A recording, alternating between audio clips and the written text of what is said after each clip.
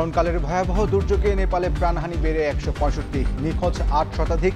তিব্বতেও খোঁজ মিলছে না অন্তত 600 জনের। 5000 মিটার উঁচুতে হিমবাহ ধসই কারণ বলছেন বিশেষজ্ঞরা। রংপুরে 4 খুনের ঘটনায় 2 আসামির ডিএনএ ও ডোপ টেস্ট হবে। তদন্ত সঠিক পথে ফের দাবি পুলিশের। প্রশ্নের উত্তর না দিয়ে কমিশনারের সংবাদ সম্মেলন দেয়।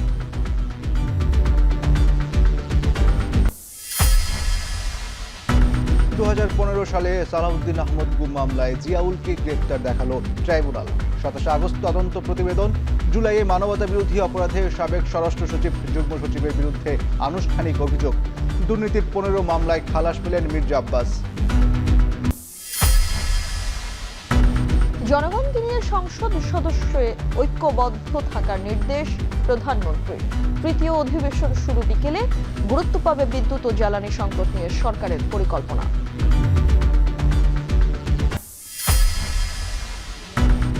গুলশান করাইল মহাখালী বস্তিতে বহুতল ভবন নির্মাণে চীনের কাছে 10,000 কোটি টাকা চায় ঢাকা। ধাপে ধাপে দিবে বেইজিং, জানালো রাষ্ট্রদূত।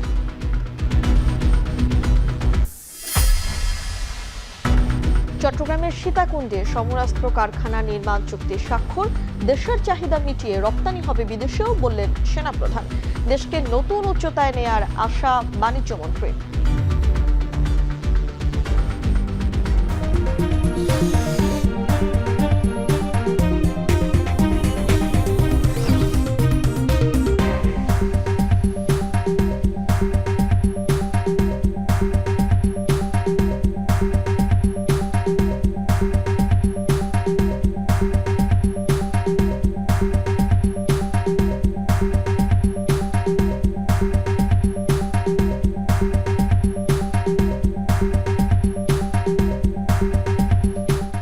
শুনছিলেন শিরোনাম। স্বাগত জানাচ্ছি এখন দুপুরে পুরো সংবাদ জুড়ে সঙ্গে রয়েছে আমরা দুজন।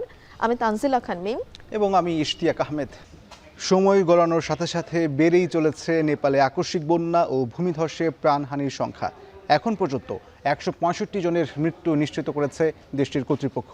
নিখোঁজ 826 জনের মধ্যে দেশি বিদেশি পর্যটক প্রায় 600। তিব্বত অংশে নিখোঁজ রয়েছে আরও 550 বেশি।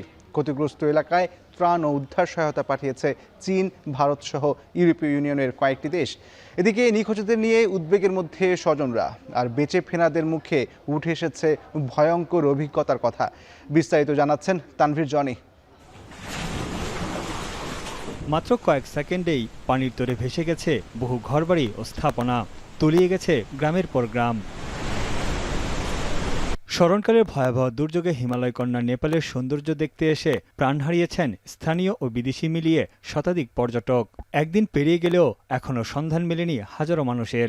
নেপালের দুর্যোগ সংস্থার তথ্য অনুযায়ী নিখোঁজ 826 জনের মধ্যে স্থানীয় ও বিদেশি পর্যটক 579 জন। এদিকে চীনের রাষ্ট্রীয় সংবাদ মাধ্যমের তথ্য বলছে তিব্বত অংশেও নিখোঁজ 550-র বেশি। নেপালের পররাষ্ট্রমন্ত্রী জানিয়েছেন, এরই মধ্যে শতাধিক উদ্ধার হলেও সন্ধান মেলেনি 300-র বেশি ভারতীয় নাগরিকের। নিখোঁজের তালিকায় আছে যুক্তরাষ্ট্র, যুক্তরাজ্য, অস্ট্রেলিয়া, মালয়েশিয়া সহ বেশ কয়েকটি দেশের পর্যটক। এরই মধ্যে অনুসন্ধান ও উদ্ধারের জন্য 2000 সেনা মোতায়েন করেছে নেপালের সেনাবাহিনী। পাশাপাশি কাজ করছে দেশটির পুলিশ বাহিনীও। ক্ষতিগ্রস্ত এলাকায় ত্রাণ ও উদ্ধার সহায়তা পাঠিয়েছে চীন, ভারত, দক্ষিণ কোরিয়া সহ ইউরোপীয় ইউনিয়নের বেশ কয়েকটি দেশ। বন্যায় ক্ষতিগ্রস্তদের সহায়তায় $5 লাখ সহায়তার আশ্বাস দিয়েছে যুক্তরাষ্ট্র। প্রলয়ঙ্কারী দুর্যোগে এত প্রাণহানির ঘটনায় গভীর শোক জানিয়েছেন জাতিসংঘ মহাসচিব আন্তোনিও গুতেরেস। এদিকে ধ্বংসস্তূপের মধ্যেই চলছে প্রাণের সন্ধান। ক্ষয়ক্ষতির আসল চিত্র এখনও নির্ধারণ করা সম্ভব হয়নি। বাড়িঘর হারিয়ে নিঃস্ব অনেকে। প্রিয়জনের খোঁজে বিধ্বস্ত ও ঝুঁকিপূর্ণ এলাকায় অপেক্ষা করছেন অনেকেই। কাদামাটির স্তূপ থেকে টেনে তোলা হয়েছে বহু মানুষকে। পর্যটন এলাকা এখন রূপ নিয়েছে ধ্বংসস্তূপে, যেখানে এখন শুধুই হাহাকার। বেঁচে ফেরাদের মুখে উঠে এসেছে ভয়ঙ্কর অভিজ্ঞতার বর্ণনা। চোখের সামনে কাদার নিচে চাপা পড়ে প্রাণ হারিয়েছে প্রিয়জন। অনেকে আশ্রয় নেন ছাদেও। माथि माहालो छतमा पनि आइपुग्यो। अब लड्दै भन्दा भन्दै अनि 1 घण्टापछि अलिक घटेर गयो। নেপালের বিদ্যুৎ কর্তৃপক্ষ জানিয়েছে, দুর্যোগে এরই মধ্যে জলবিদ্যুৎ ও সৌরবিদ্যুৎ মিলিয়ে প্রায় 430 মেগাওয়াট উৎপাদন সক্ষমতা ক্ষতিগ্রস্ত হয়েছে। ভেঙে পড়েছে যোগাযোগ ব্যবস্থা। কয়েক সেকেন্ডেই ধ্বংস হয়ে গেছে বহু কালভার্ট, সেতু ও সড়ক। রাসোয়া সীমান্ত ক্রসিংয়ে তিব্বতের সঙ্গে যোগাযোগ বিচ্ছিন্ন হয়ে পড়েছে নেপালের।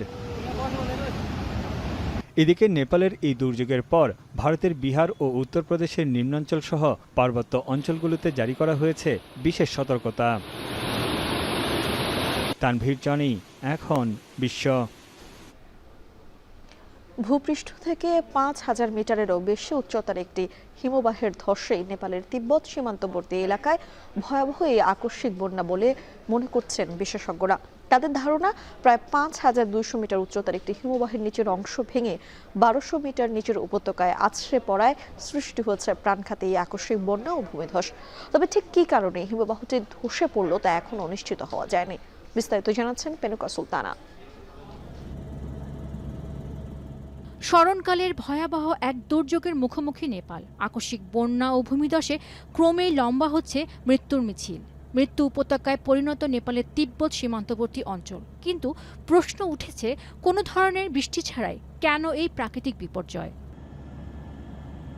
নেপালের সরকারি কর্মকর্তারা বলছেন, দুর্যোগের ঠিক কয়েক মিনিট আগে ওই অঞ্চলে আঘাত হানা ভূমিকম্পই এর কারণ।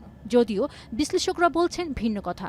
তাদের মতে, ভূপৃষ্ঠ থেকে ৫,০০০ মিটারের বেশি উচ্চতায় একটি হিমবাহ কয়েকশো মিটার নিচের উপত্যকার তলদেশে আছড়ে পড়ায় সৃষ্টি হয়েছে প্রাণঘাতী এই আকস্মিক বন্যা ও ভূমিধস। মার্কিন কৃত্রিম উপগ্রহ বা স্যাটেলাইট পরিচালনাকারী প্রতিষ্ঠান প্ল্যানেট ল্যাবসের পাঠানো ছবি বিশ্লেষণ করেই এমন কথা বলছেন আবহাওয়া বিশেষজ্ঞরা। এদিকে প্ল্যানেট ল্যাবসের পাঠানো দুর্যোগের আগে পরে স্যাটেলাইট ছবিগুলো পর্যালোচনা করে রয়টার্স বলছে, ওই অঞ্চলের সবুজ পাহাড়গুলো এখন বাদামি রঙের ধ্বংসস্তূপ ও পলিমাটির নিচে চাপা পড়ে আছে। এ বিষয়ে কানাডার ইউনিভার্সিটি অফ ক্যালগারির সহযোগী অধ্যাপক ও ভূবিজ্ঞানী ড্যান সুগার জানান, স্যাটেলাইট ছবি দেখে মনে হচ্ছে হিমবাহের নিচের অংশ ভেঙে প্রায় ১২০০ মিটার নিচের উপত্যকায় আছড়ে পড়ে। অবশ্য দুর্যোগের একদিন আগেও ওই উপত্যকায় কিছু হিমবাহ বরফে ঢাকা ছিল, যদিও বুধবার সেগুলোর বেশিরভাগই দেখা যায়নি। অর্থাৎ সেখানকার আবহাওয়া সম্ভবত উষ্ণ ছিল বলে ধারণা তার। অবশ্য এমন উষ্ণায়ন ওই এলাকার অবকাঠামোগত নির্মাণ কাজের কারণে হতে পারে বলে উল্লেখ করেন এই ভূবিজ্ঞানী। পাশাপাশি জলবায়ু পরিবর্তন এখানে কোনো ভূমিকা রেখেছে কিনা তা অদূর ভবিষ্যতে জানা যাবে বলে মন্তব্য তার। নেপালের রাসুয়া নামের ক্ষতিগ্রস্ত এলাকায় রয়েছে বেশ কয়েকটি জলবিদ্যুৎ প্রকল্প।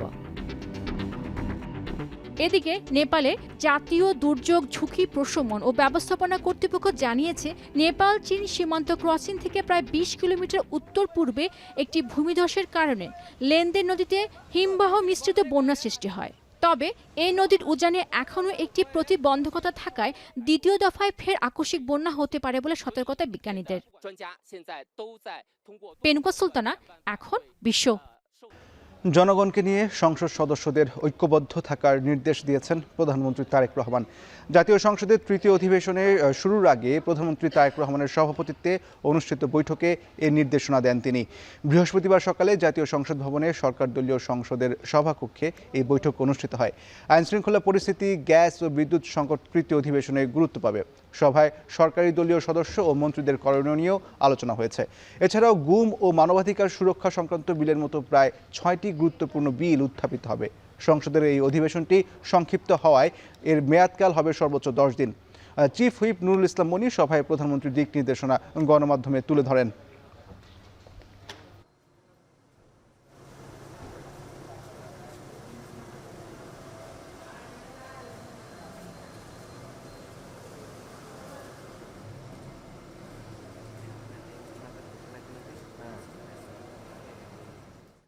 আমরা যদি জুলাই সনদ বাস্তবায়ন করি তাহলে সেই ক্ষেত্রে যে আমাদের সিদ্ধান্ত আছে যে বিরোধী দল থেকে আমরা ১০ জন সদস্য সভাপতির পদ পাবো।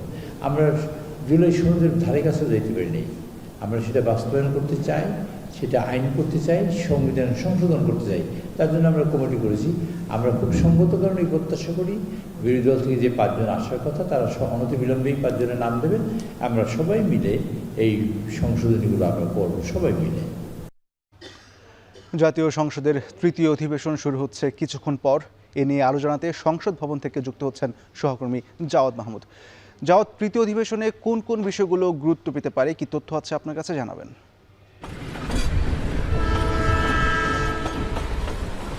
ইশতিয়াক, ধন্যবাদ। তার আগে আপনাকে একটু জানিয়ে রাখি যে কিছুক্ষণ আগেই প্রধানমন্ত্রীর সভাপতিত্বে সরকার দলীয় সংসদ সদস্যদের যে বৈঠক হয়েছিল সেটি শেষ হয়েছে এবং এই বৈঠকের পরে সরকার দলীয় চিফ হুইপ নুরুল ইসলাম মনি তিনি গণমাধ্যমে ব্রিফ করেন। তিনি বলেন যে 1 সেপ্টেম্বর বিএনপির 48তম প্রতিষ্ঠাবার্ষিকী যারা সংসদ সদস্য রয়েছে তারা যাতে নিজ এলাকায় থাকে এবং প্রতিষ্ঠাবার্ষিকীর যে কর্মসূচি সেটি উদযাপন করেন এবং জনগণের সঙ্গে থাকার নির্দেশনা দিয়েছেন প্রধানমন্ত্রী। এছাড়া আপনি যে প্রশ্নটি করেছেন যে এই অধিবেশনে কি হতে পারে, এই অধিবেশন গুরুত্বপূর্ণ এই কারণেই বলা হচ্ছে যে যেহেতু আপনি জানেন যে একটি গ্যাস সংকট রয়েছে, বিদ্যুৎ সংকট রয়েছে, জ্বালানি সংকট রয়েছে, সেই জায়গা থেকে বিরোধী দল এবার সংসদে সরব হবে এবং এ লক্ষ্যেই এই যে সরকার দলীয় সভাটি অনুষ্ঠিত হয়েছে সেখানে যারা দায়িত্বরত মন্ত্রী রয়েছেন বা সংসদ সদস্য রয়েছেন তারা সরকারের কর্মপরিকল্পনা কিভাবে তুলে ধরবেন বা বিরোধী দলকে কিভাবে ডিফেন্ড করবেন সেই বিষয়গুলো এখানে যেমন বলা হয়েছে এবং সরকারের কর্মপরিকল্পনাও কিভাবে জনগণের সামনে সংসদ সদস্যরা তুলে ধরবেন সেই বিষয়ে এখানে আলোচনা হয়েছে।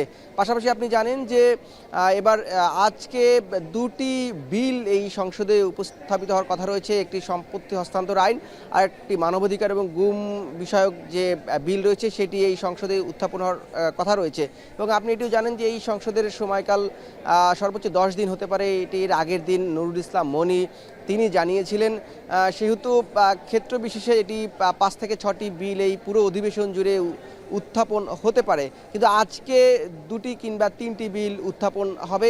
পাশাপাশি আপনি জানেন যে সংসদে অনেকগুলো স্থায়ী কমিটি রয়েছে, সেই কমিটি গঠন মূলত এই সংসদের সবচেয়ে বেশি অগ্রাধিকার পাবে। এছাড়াও আমরা যখন এই গণমাধ্যম কর্মীরা কথা বলছিল সংসদের সরকার দলীয় চিফ হুইপ নুরুল ইসলাম মনির সাথে, তিনি বলছেন যে জুলাই সনদ নিয়েও এখানে আলোচনা হয়েছে। সরকার যেহেতু জুলাই সনদ বাস্তবায়ন করতে চায় এবং আপনি জানেন যে সংবিধান সংস্কার একটি বড় ইস্যু, সেই জায়গা থেকে 17 সদস্য বিশিষ্ট একটি কমিটি কিন্তু ইতিমধ্যে সরকার গঠন করেছে। সেখানে সরকার দলের 7 জন সংসদ সদস্য এবং বিরোধী দল থেকে 5 জন সংসদ সদস্য আহ্বান করা হয়েছে, কিন্তু এখনও পর্যন্ত বিরোধী দল থেকে কারো নাম প্রস্তাব করা হয়নি। সেজন্য নুরুল ইসলাম মনি তিনি বলছিলেন যে বিরোধী দল যদি নাম প্রস্তাব করে তাহলে এই সংবিধান যে সংস্কার কমিটি সেটি গঠন করা যাবে এবং জুলাই সনদ বাস্তবায়নের একটি ধাপ অতিক্রম করা যাবে। আজকে সংসদ কিছুক্ষণের মধ্যে অর্থাৎ বেলা 3টা নাগাদ এই অধিবেশন শুরু হবার কথা রয়েছে এবং এটি শুরু হবে। সেই সংসদ অধিবেশন শুরু হলে এবং সংসদ অধিবেশনে কী বিষয় নিয়ে আলোচনা হয় সেটি আমরা আসলে বিস্তারিত আরও পরে জানতে পারবো। তবে এই ছিল এখন পর্যন্ত সংসদ থেকে আমার কাছে তৃতীয় অধিবেশনের সবশেষ। সংসদ ভবন থেকে তৃতীয় অধিবেশন নিয়ে জানাচ্ছিলেন জাওয়াদ মাহমুদ। এদিকে আবারও পুলিশের ভূমিকা ও বক্তব্য নিয়ে প্রশ্ন উঠেছে রংপুরে। সপরিবারে শিক্ষক হত্যা মামলার তদন্তের অগ্রগতি জানাতে সংবাদ সম্মেলন করলেও সাংবাদিকদের কোনো প্রশ্নের উত্তর না দিয়েই চলে যান রংপুর মেট্রোপলিটন বিদায়ী পুলিশ কমিশনার আব্দুল মাবুদ। তবে গ্রেপ্তার 2 আসামির ডোপ টেস্ট ও ডিএনএ পরীক্ষার জন্য নমুনা পাঠানোর প্রক্রিয়া চলছে বলে জানিয়েছে পুলিশ। রংপুর থেকে আমিরুল বাপ্পি জানাচ্ছেন বিস্তারিত। রংপুর নগরীর মাথুয়াপাড়া এলাকার বাসিন্দা রংপুর জেলা স্কুলের সাবেক শিক্ষক গণপতি চক্রবর্তী ও তার স্ত্রী ও সন্তানদের মরদেহ উদ্ধারের পর থেকেই নানা প্রশ্ন আর ধোঁয়াশা তৈরি হয়েছে। পুলিশের বিভিন্ন সময়ের বক্তব্যে তা আরও ঘনীভূত হয়েছে। তদন্তের অগ্রগতি নিয়ে ডাকা সংবাদ সম্মেলনে সাংবাদিকদের প্রত্যাশা ছিল মিলবে গুরুত্বপূর্ণ প্রশ্নের উত্তর। পূর্বপুরুষদের জমি কিনেছিল, তো আমরা যেটা কথা বলে আমাদের একটু। তবে লিখিত বক্তব্য পড়ে শোনানোর পর সাংবাদিকদের কোনো প্রশ্নের উত্তর না দিয়েই উঠে চলে যান Rangpur metropolitan police commissioner Abdul মাবুদ। এতে ক্ষোভ প্রকাশ করেন সংবাদকর্মীরা। আমরা ভেবেছিলাম আজকে সেই রহস্যের জট উন্মোচন হবে বা তার কাছ থেকে আমরা প্রশ্ন করে উত্তর পেলে সমাধান মিলবে, কিন্তু আমরা দেখলাম যে 164-এ আসামি এবং সাক্ষীরা আদালতে যে জবানবন্দি দিয়েছে তিনি আমাদেরকে সেই কথাগুলো একটু শোনালেন। শুনে আমরা যে প্রশ্ন করব তাকে সেই প্রশ্ন করার সুযোগ না দিয়ে তিনি উঠে চলে গেছেন। বিগত দিনে এরকম সংবাদ সম্মেলন ডাকে সে নিজের মতন কথা বলে সে চলে যায়, তাই আমাদেরকে ডাকার দরকার কি? সে একটা কাজ করতো, এখন তো অনেক যুগ আছে, সে একটা ভিডিও ক্যামেরা নিত, সে তারা নিজের মতন বলতো, আমাদের মেইলে পাঠিয়ে দিত। লিখিত বক্তব্যে অভিযুক্ত ও সাক্ষীদের দেওয়া জবানবন্দির বিভিন্ন তথ্য তুলে ধরেন পুলিশ কমিশনার। তিনি জানান, গ্রেপ্তার 2 আসামির ডোপ টেস্ট ও ডিএনএ পরীক্ষার জন্য নমুনা পাঠানোর প্রক্রিয়া চলছে। এরকম একটা চাঞ্চল্যকর খুন, 4টা মার্ডার হয়ে গেছে, সেখানে পুলিশ সবকিছু করবে, জনগণের সহযোগিতা পেলে আর একটু ভালো হয়। একটা মানুষ শুনেছে সেটুকু সাক্ষ্য দেওয়া উচিত। চাঞ্চল্যকর এই মামলায় তদন্তের স্বার্থে পুলিশকে আরও দায়িত্বশীল ও স্বচ্ছ ভূমিকা রাখার আহ্বান জানান বিশিষ্টজনরা।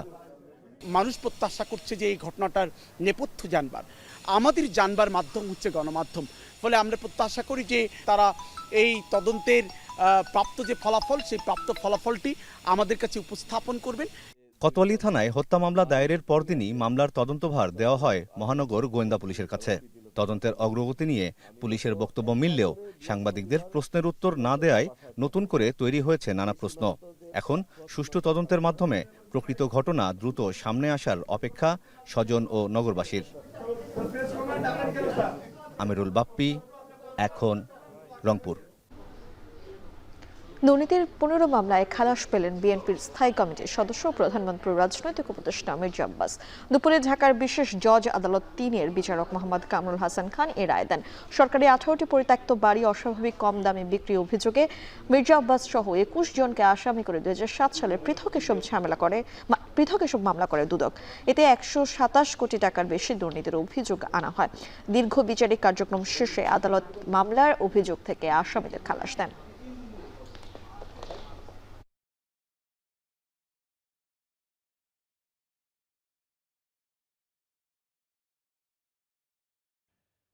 রাজধানীর করাইল, সাততলা ও ভাসানটেক এই 3 বস্তিবাসীর জন্য বিনামূল্যে আধুনিক ও পরিকল্পিত আবাসন নিশ্চিত করতে চায় সরকার। এই উদ্যোগ বাস্তবায়নে পর্যায়ক্রমে 10,000 কোটি টাকা বিনিয়োগে সম্মত হয়েছে চীন। সচিবালয়ে চীনের রাষ্ট্রদূতের সঙ্গে বৈঠক শেষে একথা জানান স্থানীয় সরকার প্রতিমন্ত্রী। তিনি বলেন, বর্জ্য ব্যবস্থাপনা ও সৌর বিদ্যুৎ খাতে বিনিয়োগ করতে চায় চীন। এ সময় চীনের রাষ্ট্রদূত বলেছেন, প্রধানমন্ত্রীর চীন সফরের পর বাংলাদেশ চীন সহযোগিতার ক্ষেত্রে নতুন সম্ভাবনা তৈরি হয়েছে। এখন মংলা বন্দর এবং তিস্তা প্রকল্প নিয়ে চীন কাজ করছে বলেও জানান তিনি। বিস্তারিত হাসিব বিল্লার প্রতিবেদনে। রাজধানীতে প্রতিদিন হাজার হাজার টন বর্জ্য উৎপাদন হয় আধুনিক ব্যবস্থাপনার অভাবে, যা হুমকির মুখে ফেলছে পরিবেশ ও জনস্বাস্থ্য। তবে বিশাল আবর্জনার স্তূপের সংকট রূপান্তর হতে পারে জাতীয় সম্পদে। আমিনবাজার ল্যান্ডফিল্ডের ময়লা আবর্জনা কাজে লাগিয়ে পরিবেশ দূষণ কমানোর পাশাপাশি বিদ্যুৎ উৎপাদনের এক মেগা উদ্যোগ বাস্তবায়ন করছে একটি চীনা কোম্পানি। সরকারের লক্ষ্য, আগামী 1.5 বছরের মধ্যে ল্যান্ডফিল্ডের বর্জ্য থেকে 42 মেগাওয়াট বিদ্যুৎ জাতীয় গ্রিডে যুক্ত করা। এ নিয়ে আগামী 2 সেপ্টেম্বর চীনে ত্রিপক্ষীয় চুক্তি স্বাক্ষর হতে যাচ্ছে। আমিনবাজারের পাশাপাশি দাসেরকান্দি পয়ঃশোধনাগারেও বিনিয়োগে আগ্রহী চীন। পাশাপাশি নবায়নযোগ্য সৌর বিদ্যুৎ খাতেও বিপুল বিনিয়োগে আগ্রহী দেশটি। সচিবালয় স্থানীয় সরকার মন্ত্রী ও প্রতিমন্ত্রীর সাথে চীনা রাষ্ট্রদূতের বৈঠক শেষে এসব তথ্য জানানো হয়। আমাদের উত্তর সিটি কর্পোরেশনের যে ওয়েস্ট টু এনার্জি প্রজেক্টটা তাদের দেশের কোম্পানি করছে, সেখানে সিএমইসি কোম্পানি অলরেডি তারা কার্যক্রম শুরু করেছে এবং আগামী 1.5 বছরের মধ্যে তারা জাতীয় গ্রিডে 42 মেগাওয়াট বিদ্যুৎ জাতীয় গ্রিডে তারা ওখান থেকে দিবেন। বৈঠকে গুলশান এবং ঢাকা 17 এলাকার 3টি বস্তিতে আধুনিক আবাসন ব্যবস্থা তৈরি করতে চীনকে প্রস্তাব দেয় বাংলাদেশ। 10,000 কোটি টাকার এই প্রকল্পে বিনিয়োগে চীন প্রাথমিকভাবে সম্মত হয়। আমাদের একটা প্রস্তাব বিআইডির মাধ্যমে তাদেরকে দেওয়া হয়েছে। এটা প্রায় 10,000 কোটি টাকার প্রজেক্ট। তো সে ব্যাপারে মাননীয় মন্ত্রী রাষ্ট্রদূতকে ওই প্রস্তাবটি বিবেচনার জন্য উনি বলেছেন এবং প্রাথমিকভাবে তারা সম্মতি হয়েছে। বৈঠকে মোংলা পোর্ট আধুনিকায়নের পাশাপাশি চট্টগ্রাম বন্দরের সাথে সংযোগ স্থাপনেও চীনের সহায়তা দেওয়ার বিষয়ে আলোচনা হয়। চীনের রাষ্ট্রদূত জানান, সম্প্রতি প্রধানমন্ত্রী তারেক রহমানের চীন সফরের পর 2 দেশের অংশীদারিত্ব নতুন মাত্রায় পৌঁছেছে। তিস্তা পরিকল্পনার ফিজিবিলিটি স্টাডিও বাস্তবায়ন নিয়েও কথা বলেন তিনি। Now we also move forward as Mongla Port project. Now we are working with Bangladesh to have the Tista River project. We have the feasibility study. Then some other projects progress very smoothly. উন্নয়ন সহযোগিতার পাশাপাশি ক্ষমতাসীন বিএনপির সাথে চীনের সরকারি দলের রাজনৈতিক সম্পর্ক আরও মজবুত করা নিয়েও আলোচনা হয় বৈঠকে। হাসিব বিল্লাহ, এখন, ঢাকা। চট্টগ্রামে বন্ধ থাকা জলিল টেক্সটাইল মিলের 55 একর জায়গার দেশের দ্বিতীয় সমরাস্ত্র কারখানা নির্মাণে চুক্তি স্বাক্ষর করেছে বাংলাদেশ সেনাবাহিনী ও Bangladesh textile mills corporation BTMC। অনুষ্ঠানে সেনাপ্রধান বলেন, নতুন এই সমরাস্ত্র কারখানা বাংলাদেশের প্রতিরক্ষা শিল্পের বিকাশ এবং দেশের সার্বভৌমত্ব ও কৌশলগত নিরাপত্তা সুরক্ষায় গুরুত্বপূর্ণ ভূমিকা রাখবে। বাণিজ্যমন্ত্রী খন্দকার আব্দুল মুক্তাদির বলেন, বিশ্বে প্রতিরক্ষা শিল্প প্রযুক্তিতে ব্যাপক পরিবর্তন এসেছে।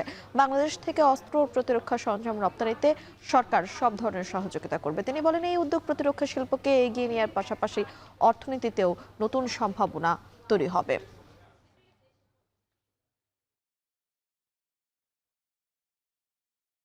প্রতিরক্ষা শিল্প নিজের প্রয়োজন মেটানোই নয়, আমরা এটাকে রপ্তানিমুখী শিল্পে রূপান্তর করতে চাচ্ছি। এবং এই যে যত লোক এখান থেকে ছাঁটাই হয়ে চলে গেছে, তার দ্বিগুণ তিনগুণ লোকের কর্মসংস্থান এখানে হবে এবং এটা একটা রপ্তানিমুখী শিল্পে আমরা রূপান্তর করতে চাচ্ছি। প্রতিরক্ষা শিল্পের এবং প্রতিরক্ষা সক্ষমতার গতি প্রকৃতি আমূল পরিবর্তন হয়ে গিয়েছে এবং পরিবর্তনের ধারাটা যদিও বহমান ছিল গত 20, 25, 30 বছর যাবত, কিন্তু চোখে আঙ্গুল দিয়ে দেখিয়ে দিয়েছে আমাদেরকে সাম্প্রতিককালের দুটি বৈশ্বিক সংঘাত। নাগরিক সহযোগিতা ছাড়া শহর দখলমুক্ত সম্ভব নয় বলে জানিয়েছেন ঢাকা দক্ষিণ সিটি কর্পোরেশনের প্রশাসক আব্দুস সালাম। দুপুরে রাজধানীর সেগুনবাগিচায় ফুটপাত দখলমুক্ত করার আকস্মিক অভিযান শেষে একথা বলেন তিনি। এদিকে অভিযানে এলাকাটির অবৈধ দোকানপাট গুড়িয়ে দেওয়া হলেও ফের দখলের ইঙ্গিত দিয়েছে ব্যবসায়ীরা। বিস্তারিত জানাচ্ছেন রাজু আহমেদ। রাজধানীতে দখল হওয়া ফুটপাত ও সড়ক উদ্ধারে ঢাকা দক্ষিণ সিটি কর্পোরেশনের আকস্মিক অভিযান। দুপুরের দিকে সেগুনবাগিচার দুদক কার্যালয়ের সামনে থেকে অভিযান শুরু করে সিটি কর্পোরেশন। এ সময় উচ্ছেদের পাশাপাশি ভেঙে দেয়া হয় বেশ কিছু দোকানপাট ও সরঞ্জাম। সিলগালা করা হয় তেহরি ঘর নামের একটি খাবারের দোকান। উচ্ছেদের খবর শুনে আগেই পালিয়ে যায় অনেক ব্যবসায়ী। তবে নিয়মিত নজরদারি না থাকার সুযোগে ফের দখল হয় ফুটপাত, সড়ক। সে অপেক্ষায় আছেন অনেকেই, আবার অনেকেই ক্ষুব্ধ নোটিশ না দিয়ে অভিযান চালানোয়। কেউ অনুমতি নিয়ে বসে নেই, আমরা নিজেরাই বসছি, আমাদেরকে আবার তুলে দেয়, আবার আমরা বসি। তারাই দিল তো যাইতে হইবে, আমরা কিছু করণীয় আছে। আমরা কিভাবে চলবো? আমাদের বাচ্চাগুলো আমরা স্কুলে পড়াই, এটি দিয়েই তো চলি আমরা। তারা তো না জিজ্ঞেস করে ভেঙে গেল। নগর প্রশাসক বলছেন, উচ্ছেদের পর সার্বক্ষণিক মনিটরিং সম্ভব নয়। স্থায়ী সমাধানের জন্য প্রয়োজন নাগরিক সহায়তা। কোনোভাবে যেটা আমরা বলেছি, রাস্তায় কোনো হকার বসতে পারবে না। ফুটপাতে যেখানে আমরা অ্যালাউ না করব হকার, সেখানে বসতে পারবে না। এবং কোনো দোকানপাট যারা আছে তারা অবৈধভাবে ফুটপাতকে ব্যবহার করতে পারবে না। এই সমস্ত বিষয় এখন আমরা কঠোরভাবে দেখার জন্য চেষ্টা করব। আগামী 2 সপ্তাহের মাঝেই হকার সমস্যার সমাধান হবে জানিয়ে বড় অভিযানের আভাস দেন দক্ষিণের প্রশাসক। 2 সপ্তাহ লাগবে আমার হকারদের সেটিংটা ঠিক করতে, তারপরে আমরা সেখানেও ব্যবস্থা নেব। বিভিন্ন গবেষণা প্রতিষ্ঠানের তথ্য বলছে, রাজধানী প্রায় 70% ফুটপাতেই দখল, যার বড় কারণ প্রশাসনিক ব্যর্থতা। ফলে সরকারের কঠোর অবস্থান, স্পষ্ট নীতিমালা এবং আইনের কঠোর প্রয়োগ ছাড়া ফুটপাত দখলমুক্ত করা সম্ভব নয়। রাজু আহমেদ, এখন, ঢাকা। দিনাজপুরে মোটর পরিবহন শ্রমিক ইউনিয়নের নেতা শেখ বাদশাকে গ্রেপ্তারের প্রতিবাদে শ্রমিকদের সড়ক অবরোধ কর্মসূচি অব্যাহত রয়েছে। সকাল 7টা থেকে দিনাজপুরের অভ্যন্তরীণ ও আঞ্চলিক বিভিন্ন রুটে বাস চলাচল বন্ধ রয়েছে। শেখ বাদশাকে থানা থেকে আদালতে নেওয়ার প্রস্তুতির খবর ছড়িয়ে পড়লে কোতোয়ালি থানার সামনে উত্তেজনা সৃষ্টি হয়। এ সময় দুই পক্ষের ধাওয়া, পাল্টা ধাওয়া ও সংঘর্ষে 4 জন আহত হয়। বিস্তারিত প্রতিবেদনে। সকাল থেকেই দিনাজপুরের বিভিন্ন গুরুত্বপূর্ণ সড়ক ও প্রবেশপথে আড়াআড়িভাবে বাস রেখে অবরোধ করেন ক্ষুব্ধ পরিবহন শ্রমিকরা। বন্ধ রয়েছে রাজধানীসহ দিনাজপুরের সঙ্গে সব রুটের যান চলাচল। এতে ভোগান্তিতে পড়েন সাধারণ যাত্রী ও পথচারীরা। জরুরি প্রয়োজনে বের হওয়া রোগীরাও পড়েন দুর্ভোগে। এই কালীতলা থেকে থানা পর্যন্ত ওরা ব্লক করে রাখছে। এখন চলাফেরা করার জন্য আমরা চলতে পারতেছি না, চলাচলেই। শেখ বাদশার গ্রেপ্তার ঘিরে কোতোয়ালি থানার সামনেও ছড়িয়ে পড়ে উত্তেজনা। রাজনৈতিক মামলাকে কেন্দ্র করে দুই পক্ষের মধ্যে ধাওয়া, পাল্টা ধাওয়া ও লাঠিসোঁটা নিয়ে সংঘর্ষ হয়। এতে এক পক্ষের লাঠির আঘাতে 4 জন আহত হয়। পরিস্থিতি নিয়ন্ত্রণে কোতোয়ালি থানার প্রধান ফটক বন্ধ করে পুলিশ। মোতায়েন করা হয় অতিরিক্ত পুলিশ। অপদস্থ, লাঞ্ছিত, মার খাচ্ছি, মেডিকেলের মধ্যে ভর্তি হচ্ছে, আমাদের মাথা মুথা ফাটায় একাকার করে দিচ্ছে। আমরা আসছি আমাদের নেতাকে দেখার জন্য, এক পলক দেখবো, আমরা দুটো কথা বলবো, চলে যাবো। মুষ্টিমেয় কিছু সংখ্যক শ্রমিক যারা হয়তো আবেগের বশে ট্রাক এবং বাস থানার গেটে আপনারা দেখেছেন, তারা একদম এমন ভাবে ট্রাক বাস রেখেছে যে আমাদেরকে একটা কনফাইন্ড মতো অবস্থা। শেখ বাদশার স্ত্রী ইয়াসমিনের অভিযোগ, মোটর পরিবহন শ্রমিক ইউনিয়নের ত্রিবার্ষিক নির্বাচনে তার স্বামী অন্যতম প্রার্থী। নির্বাচনে অংশগ্রহণে বাধা দিতেই তাকে মামলায় গ্রেপ্তার দেখানো হয়। তফসিল অনুযায়ী ইউনিয়নের নির্বাচনে মনোনয়নপত্র দাখিলের দিন নির্ধারিত রয়েছে। ওরা ওখানে আমাকে অক্ষত ভাষায় গালিগালাজ করে চুলের মুঠি ধরে মারতে মারতে থানার গেটে নিয়ে এসে বের করছে। শেখ বাদশাকে গ্রেপ্তারের প্রতিবাদে শ্রমিকদের এই অবরোধে সকাল থেকেই অচল হয়ে পড়ে সড়ক যোগাযোগ। দাবি আদায় না হওয়া পর্যন্ত কর্মসূচি চলবে কিনা তা নিয়ে আলোচনা চলছে শ্রমিক নেতাদের সঙ্গে। এখন দিনাজপুর। গাজীপুরের কোনাবাড়িতে ঝুটের গুদামে ভয়াবহ আগুনে পুড়ে গেছে অন্তত 9টি গুদাম। ফায়ার সার্ভিসের 5টি ইউনিটের প্রায় 4 ঘন্টার চেষ্টায় আগুন নিয়ন্ত্রণে আসে, তবে আগুনের সূত্রপাত সম্পর্কে তাৎক্ষণিকভাবে কিছু জানা যায়নি। এই ঘটনায় কেউ হতাহত না হলেও ব্যবসায়ীদের দাবি আগুনে কয়েক কোটি টাকার ক্ষয়ক্ষতি হয়েছে। ইফতেখার রায়হানের প্রতিবেদনে বিস্তারিত। ভোরের আলো ফোটার সঙ্গে সঙ্গেই দাউ দাউ করে জ্বলে ওঠে আগুন। মুহূর্তেই ছড়িয়ে পড়ে এক গুদাম থেকে আরেক গুদামে। কালো ধোঁয়ায় আচ্ছন্ন হয়ে পড়ে পুরো এলাকা। বৃহস্পতিবার ভোর 5:30টার দিকে গাজীপুরের কোনাবাড়ির দেওয়ালিয়া বাড়ি এলাকার একটি ঝুটের গুদামে আগুনের সূত্রপাত। সুতা, কাপড় ও দাহ্য পদার্থ থাকায় দ্রুতই আগুন ছড়িয়ে পড়ে আশপাশের গুদামগুলোতে। আতঙ্কে ছুটে আসেন স্থানীয় বাসিন্দারা। শুরুতে নিজেদের মতো করে আগুন নিয়ন্ত্রণের চেষ্টা করেন তারা। খবর পেয়ে ঘটনাস্থলে পৌঁছে কোনাবাড়ি মডার্ন ফায়ার স্টেশনের 3টি ইউনিট। আগুনের তীব্রতা বাড়তে থাকায় পরে সারাবো ফায়ার স্টেশন থেকে আরও 2টি ইউনিট যোগ দেয়। প্রায় 4 ঘন্টার চেষ্টায় আগুন নিয়ন্ত্রণে আসে। ততক্ষণে পুড়ে যায় অন্তত 9টি ঝুটের গুদাম।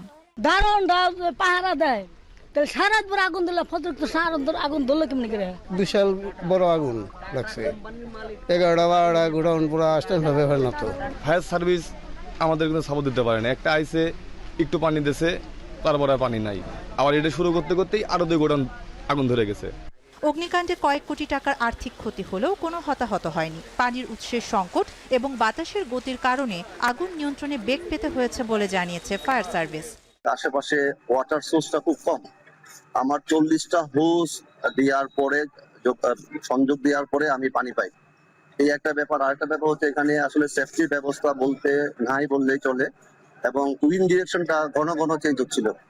এখানে প্রচুর বাতাস ছিল ওই সময়, এবং ঘন ঘন আপনার উইন্ড ডিরেকশনটা চেঞ্জ হচ্ছে, যার ফলে আমরা আগুন নিভানোর পরে এক পাশ থেকে নিভে যাইতে যাইতে দেখা যাচ্ছে অন্য পাশে আবার আগুন চলতেছে। অনুমোদন ছাড়াই এই এলাকায় গড়ে উঠেছে ঝুটের অসংখ্য গুদাম। গুদামগুলোতে পর্যাপ্ত অগ্নি নিরাপত্তা ব্যবস্থা না থাকা এবং আশপাশে জলাধার না থাকায় বড় ধরনের অগ্নিঝুঁকি রয়েছে জানিয়ে ঝুট গুদামগুলোর বিষয়ে এর আগেও জেলা প্রশাসনকে লিখিতভাবে জানিয়েছিল ফায়ার সার্ভিস। এখন গাজীপুর। চাঁপাইনবাবগঞ্জের গোমস্তাপুরের রামদাসপুরের সীমান্তে 6 জনকে পুষিনের চেষ্টা করেছে ভারতীয় সীমান্তরক্ষী বাহিনী বিএসএফ। ভোর 6:30টার দিকে নওগাঁ ব্যাটালিয়ন 16 বিজিবির রামদাসপুর বিওপি এলাকার সীমান্ত পিলার 216 এমপি দিয়ে এ ঘটনা ঘটে। বিজেপি জানায় 12 বিএসএফ ব্যাটালিয়নের শমসেরনগর বিএসএফ ক্যাম্পের সদস্যরা 6 জন পুরুষকে বাংলাদেশের অভ্যন্তরে পুষিনের চেষ্টা করে। খবর পেয়ে বিজিবি সদস্যরা তাদের বাংলাদেশের ভূখণ্ডে প্রবেশে বাধা দেন। বর্তমানে ওই 6 জনকে ভারতে ফেরত পাঠানোর কার্যক্রম চলছে বলে জানিয়েছে বিজিবি।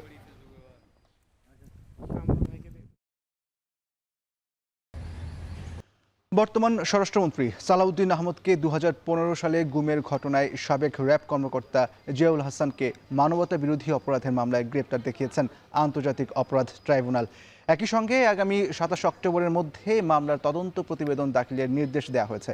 এছাড়া জুলাই গণঅভ্যুত্থানে মানবতা বিরোধী অপরাধের দায়ে সাবেক স্বরাষ্ট্র সচিব জাহাঙ্গীর আলম ও সাবেক যুগ্ম সচিব ধনঞ্জয় কুমার দাসের বিরুদ্ধে আনুষ্ঠানিক অভিযোগ দাখিল করেছে প্রসিকিউশন। তাদের বিরুদ্ধে জুলাই আন্দোলন দমনে উস্কানি, নির্দেশ ও ষড়যন্ত্রে জড়িত থাকার অভিযোগ আনা হয়েছে। এদিকে জুলাই হত্যাকাণ্ডের মামলায় সাবেক মন্ত্রী দীপুমণি ও সাবেক জ্বালানি উপদেষ্টা তৌফিক ইলাহি চৌধুরীর জামিন শুনানির জন্য আগামী 17 সেপ্টেম্বর দিন ধার্য করেছেন ট্রাইব্যুনাল। এদিন দীপুমণি, আমির হোসেন আমুসহ সাবেক 9 মন্ত্রী, এমপি এবং 2013 সালে হাফেজ জাকিরকে গুমের অভিযোগে র্যাব 1-এর সাবেক অধিনায়ক আবদুল্লাহ আল মোমেনকে ট্রাইব্যুনালে হাজির করা হয়।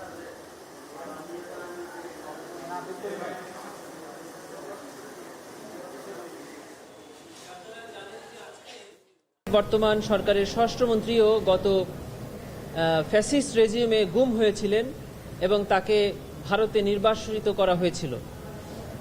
এই ঘটনা আমরা আন্তর্জাতিক অপরাধ ট্রাইব্যুনাল আইনের অধীনে একটি মানবতা বিরোধী অপরাধ হিসাবে গণ্য করেছি এবং সেই মর্মে আমরা তদন্ত করছি। তদন্তে প্রাথমিকভাবে এই মামলার অন্যতম আসামি জনাব জিয়াউল হাসানের বিরুদ্ধে প্রাথমিক সম্পৃক্ততা পাওয়া যাওয়ায় তাকে আজকে এই ট্রাইব্যুনালে হাজির করা হয়েছিল এবং তাকে এই মামলায় গ্রেফতার দেখিয়ে কারাগারে প্রেরণ করা হয়েছে। সরকারি ইউনানি ও আয়ুর্বেদিক মেডিকেল কলেজ ও হাসপাতালের নানা সংকট দ্রুত সমাধানে উদ্যোগ নেওয়ার আহ্বান জানিয়েছেন বিরোধী দলীয় নেতা ও জামায়াতের আমির ডাক্তার শফিকুর রহমান। তিনি বলেন, প্রকল্পের আওতায় থাকা শিক্ষক চিকিৎসকদের নিয়মিত সম্মানী ও ইন্টার্ন চিকিৎসকদের সুযোগ সুবিধা বৃদ্ধি সহ যৌক্তিক দাবিগুলো সংসদে তুলে ধরা হবে। বৃহস্পতিবার সকালে রাজধানীর মিরপুরের সরকারি ইউনানি ও আয়ুর্বেদিক মেডিকেল কলেজ ও হাসপাতালে পরিদর্শনে গিয়ে শিক্ষক ও চিকিৎসকদের সঙ্গে মতবিনিময় করেন ডাক্তার শফিকুর রহমান। এ সময় হাসপাতালের বিভিন্ন বিভাগ ঘুরে দেখার পাশাপাশি চিকিৎসা সামগ্রী উপহার দেন তিনি। পরিদর্শনকালে শিক্ষক, চিকিৎসক ও শিক্ষার্থীরা ভবন সংকট, কর্মস্থলের সীমাবদ্ধতা, নিয়মিত সম্মানী না পাওয়া এবং ইন্টার্ন চিকিৎসকদের সুযোগ সুবিধা সহ বিভিন্ন সমস্যা তুলে ধরেন। এসব দাবিকে যৌক্তিক উল্লেখ করে প্রয়োজনীয় সহযোগিতার আশ্বাস দেন জামায়াতের আমির।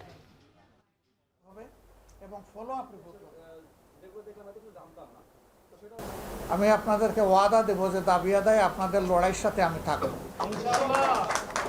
আপনারা লড়াই চালিয়ে যাবেন, আমি আপনাদের একজন সহযোদ্ধা হিসাবে এই লড়াইয়ে অংশগ্রহণ করব, কারণ এটা আমার দায়িত্ব। এই সেবাটা তুলনামূলকভাবে সাশ্রয়ী এবং পার্শ্ব প্রতিক্রিয়া মুক্ত, তাইলে এই সেবা কেন আমরা নেব না? অগ্নি নির্বাপন ব্যবস্থা না থাকায় কলকাতা নিউ মার্কেট এলাকার ৩ শতাধিক আবাসিক হোটেল ও গেস্ট হাউসে বন্ধ করেছে রাজ্য সরকার। এতে প্রতিদিনই হয়রানিতে পড়ছেন বাংলাদেশের পর্যটকরা। বিস্তারিত জানাতে নিউ মার্কেট এলাকায় সহকর্মী দীপক দেবনাথ রয়েছেন, যুক্ত হচ্ছে তার সঙ্গে। দীপক, জানাবেন কবে নাগাদ পরিস্থিতি স্বাভাবিক হতে পারে এবং এ বিষয়ে হোটেল মালিকরা কিছু জানিয়েছেন কিনা, আর বাংলাদেশে যারা পর্যটক রয়েছেন তাদের ভোগান্তি সম্পর্কে একটু জানতে চাই।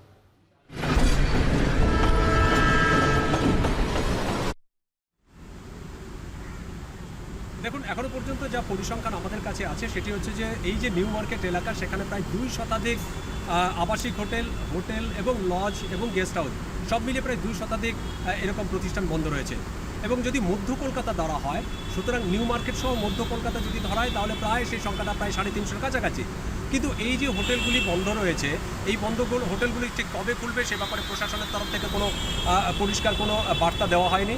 কিন্তু যারা হোটেল মালিক আছে তারা যথেষ্ট সংশয় রয়েছেন এবং বা আশঙ্কায় রয়েছেন যারা পর্যটকরা আছে যারা বাংলাদেশ থেকে আসছেন। হোটেল মালিকদের যারা বক্তব্য, সেটি বক্তব্য হচ্ছে যে বেশ কিছু হোটেল হয়েছে যেখানে অনিয়মের অভিযোগ হচ্ছে, বিনিয়মের অভিযোগ উঠেছে। যে বিধি আছে অগ্নি নির্বাপন যে বিধি, সেই বিধি না মেনেই তারা হোটেল চালিয়ে যাচ্ছেন। তো সেই হোটেলগুলোকে বন্ধ করাও, কিন্তু কিছু হোটেল আছে যাদের সমস্ত রকম নিয়ম নীতি মেনেই কিন্তু তারা চালাচ্ছেন, কিন্তু সেগুলোকেও কার্যত নোটিশ ধরানো হয়েছে। এখানেই তাদের আপত্তি। তারা বলছেন যে সরকার কর্তৃপক্ষ বা স্থানীয় প্রশাসন তারা এক নাগাড়ে সমস্ত হোটেলকে বন্ধ করে দিয়েছেন। এটা ঠিক হয়নি, এরকম যাচাই বাছাই করে সেটি বন্ধ করা উচিত ছিল। এবং তারা সরকারের কাছে এটিও দাবি জানাচ্ছেন যে সরকার যেন এই বিষয়টি গুরুত্ব দিয়ে ভেবেচিন্তে যেন সিদ্ধান্ত নেয় এবং যাদের বিধিসম্মত বা অন্যান্য যে সমস্ত কাগজপত্র বা নথিপত্র আছে তাদেরকে যেন ছাড় দেওয়া হয়। কিন্তু এই যে এই বন্ধর কারণে কিন্তু যারা বাংলাদেশি পর্যটক আছেন তারা কিন্তু প্রচণ্ড সমস্যার মধ্যে পড়েছেন। আমরা গত কয়েকদিন ধরে দেখে আসছি যে তারা সকালবেলায় রাত্রেবেলায় এক হোটেলে উঠছেন, সকালবেলা হলে সেখান থেকে বলে দেওয়া হচ্ছে যে আজকে তাদের হোটেল ছাড়তে হবে। এবং আজকে সকালবেলা আমরা দেখেছি যে একাধিক পর্যটক যারা কিন্তু সেই সমস্ত ব্যাগ লাগেজপত্র নিয়ে তারা রাস্তায় রয়েছেন, তাদেরকে হোটেল কর্তৃপক্ষ বলে দিয়েছে যে আজকেই হোটেল ছাড়তে হবে, অন্য কোনো হোটেলে যেতে হবে। তো স্বাভাবিকভাবেই যারা এই নিউ মার্কেটে এসে অভ্যস্ত তারা এখন কোথায় যাবেন সেটা নিয়ে কিন্তু তারা যথেষ্ট দুশ্চিন্তায় রয়েছেন এবং অনেকেই মুষড়ে পড়েছেন। কেউ কেউ বলছেন যে এরকম যদি চলতে থাকে, যদি তারা হোটেল না পান তাহলে হয়তো তারা দেশে ফিরে যাবেন। এবং এখনও অনেকে আছেন তারা হয়তো মুকুন্দপুর মানে আরেকটি জায়গা, সেটি কিন্তু সাধারণত হোটেল এবং যে সমস্ত হসপিটালগুলো রয়েছে সেখানে তারা চলে যাওয়ার ব্যাপারেও কিন্তু আগ্রহ প্রকাশ করেছে। সব মিলিয়ে বাংলাদেশি পর্যটকরা যে খুব একটা ভালো নেই তা কিন্তু এক কথায় পরিষ্কার। কলকাতা থেকে সরাসরি যুক্ত হয়েছিলেন সহকর্মী দীপক দেবনাথ। এবারে জানাবো খেলাধুলার খবর। আন্তর্জাতিক ক্রিকেটে বড় কিছু স্বপ্ন দেখলেও মানসম্মত বলের যোগান নেই দেশের নারী ক্রিকেটে। ঘরোয়া লিগে আইসিসির নির্ধারিত মাপের চেয়ে ছোট আকৃতির বলে খেলানো হয় বলে অভিযোগ করেছেন সাবেক অধিনায়ক রোমান আহমেদ। বিসিবির নারী উইংয়ের প্রধান বললেন, বল নিয়ে জটিলতার কথা জানা নেই তার। এদিকে নতুন কমিটি এলেও নারী বিপিএল আটকে আছে প্রতিশ্রুতির বৃত্তে। জুবাইর আহমেদের প্রতিবেদন। দেখা যাচ্ছে যে বলের সাইজে ছোট থাকে। ইনফ্যাক্ট আমরা যে বল দিয়ে প্র্যাকটিসও করি না, মানে এমন টাইপসের বল থাকে যেটা। ঘরোয়া ক্রিকেট থেকেই তৈরি হন এক একজন রোমানা, জ্যোতি, সালমা কিংবা মারুফার মতো ক্রিকেটাররা, কিন্তু নারী ক্রিকেটারদের সেই ঘরোয়া ক্রিকেট ঠিক কতটা মানসম্মত? জাতীয় দলের সাবেক অধিনায়ক রোমানা যখন বলছেন আইসিসির মানের চেয়ে ছোট বলে ক্রিকেট খেলতে হয়, তখন নারী ক্রিকেটের ভবিষ্যৎ সংকটে সেই উত্তরও হয়ে যায় স্পষ্ট। আর ঘরোয়া ক্রিকেটে নিম্নমানের এবং ছোট বলে প্রস্তুতির পর শিরোপার স্বপ্ন দেখাটাও এক প্রকার বিলাসিতাই বলা যায়। শুধু কি তাই, নারী ক্রিকেট লিগ একেবারে অনিয়মিত। 2024 সালের পর থেকে মাঠে নেই ঢাকা নারী প্রিমিয়ার লিগ। পাইপলাইনে পর্যাপ্ত ক্রিকেটার না থাকায় নারী ক্রিকেটে নেই প্রতিযোগিতার পরিবেশ। আর নারী বিপিএল নিয়ে এখন পর্যন্ত 4 কমিটি আশ্বাস দিয়ে গেলেও বাস্তবে রূপ দিতে পারেননি কেউই, যা নিয়ে আক্ষেপ আছে রোমানার। ঘরোয়া লিগের আপাতত ফিউচারকে আমি জানি না। আমার মনে হয় যে এখন পর্যন্ত চালানোর দরকার, মানে একটা রীতি যে মানে আমাদের ডিভিশনটা চলছে বা আমাদের প্রিমিয়ার লিগগুলা চলছে, যেমন ওখানে 10টা 12টা টিম হয়, বা আমরা যে 8টা টিম করি, 8টা টিম করি ভালো কথা, মেয়েদের ঠিক আছে, মেয়েদের নিয়ে একটা টিম করার কথা, কিন্তু আমার কথা কোয়ালিটির একটা টুর্নামেন্ট তো দরকার আমাদের। কারণ বিগত 3 বছর ধরে নেক্সট টাইম করতে করতে আসছে। হ্যাঁ, পাপন সাহেব থাকা কালীন থেকে আমরা শুনছি যে এবার তো করতে পারছে না, এবার হার্ড অ্যান্ড সোল আমরা ট্রাই করছি, বা নেক্সট টাইম অবশ্যই তোমাদের হবে। এত সব সংকটের কথা জানা নেই বিসিবির নারী উইং এর প্রধান রফিকুল ইসলাম বাবুর। তবে তার প্রতিশ্রুতি ঘরোয়া ক্রিকেট এবং নারী বিপিএল আলোর মুখ দেখবে শীঘ্রই। তাদের যে এই অভিযোগটা, এটা আমার কাছে প্রথম শুনলাম। ডেফিনেটলি আমি তামিম ইকবালের সাথে কথা বলবো, এবং ইন্টারন্যাশনালি যে বল দিয়ে খেলা হয়, যে বল দিয়ে প্র্যাকটিস করা হয়, আপনি 100% শিওর থাকেন সেটাই এনশিওর করা হবে। আমি তামিম ইকবাল বা বিপিএল গভর্নিং কাউন্সিলের চেয়ারম্যান ফাহিম সিনা, সদস্য মাসুদ ভাই, সবাই ইনশাল্লাহ এটা নিয়ে বসবো এবং আমাদের একটি গ্রহণযোগ্য পর্যায়ে আসলে আমরা এটা শুরু করে দিব। তবে বিসিবির এই পরিচালক সেই সঙ্গে আশ্বাস দিয়েছেন পাইপলাইনও দ্রুত বড় হবে নারী ক্রিকেটের, যদিও সেজন্য লম্বা সময়ের দরকার হবে বলেও মন্তব্য রফিকুল ইসলাম বাবুর। এখন যেহেতু দায়িত্ব একটা নিছি। জুবাইর আহমেদ, এখন, ঢাকা। এই ছিল এখন দুপুর। এখন টেলিভিশন ওয়েবসাইটে দেখতে ভিজিট করুন এখন.টিভি। এছাড়া ফেসবুকে দেখতে ভিজিট করুন facebook.com/tv.এখন এবং ইউটিউবে দেখতে ভিজিট করুন youtube.com/c/ekhon tv।